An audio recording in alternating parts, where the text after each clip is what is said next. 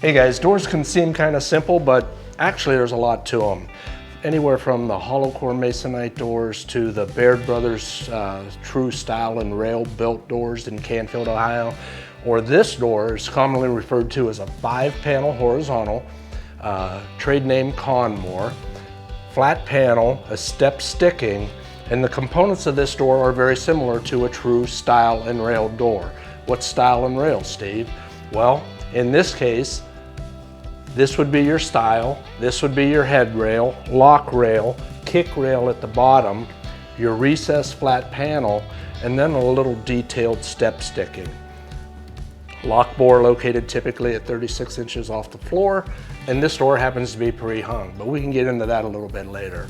But the very basics of stile, horizontal rails, and the lower kick rail with your flat panel and your step sticking.